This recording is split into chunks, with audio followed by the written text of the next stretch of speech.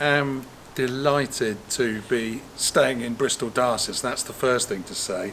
The second is what a joy and privilege to be called by the Church to be the next Bishop of Swindon.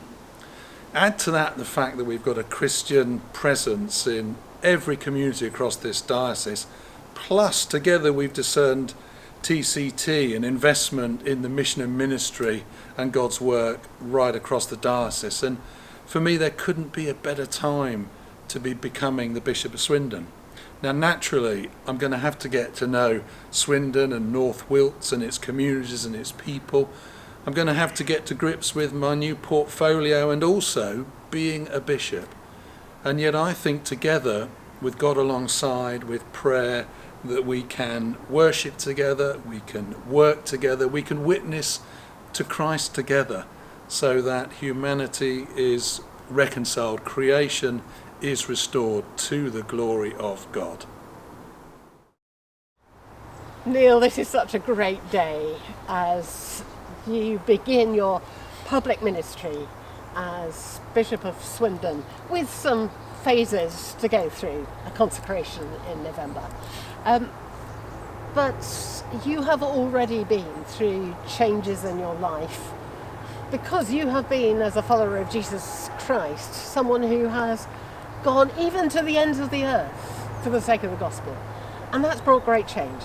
Tell us a bit about those changes. Well, thank you so much for saying all that. I think in my lifetime there's been a few moments when following God has led to a really big change in life. And the first one that comes to mind, I was working in road transport and I was driving down the A5 to work, and I had a sense that I needed to quit the job that day and to do something more vocational.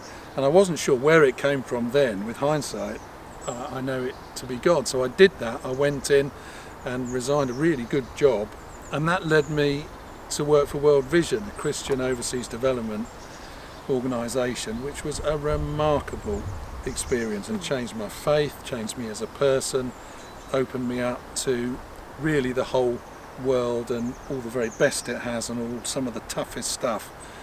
And it was whilst working for them in Zambia at church one morning I sensed God's call to the church and to be a priest, and again it was a really big moment but had a lot of rightness about it, a lot of goodness that God was in it.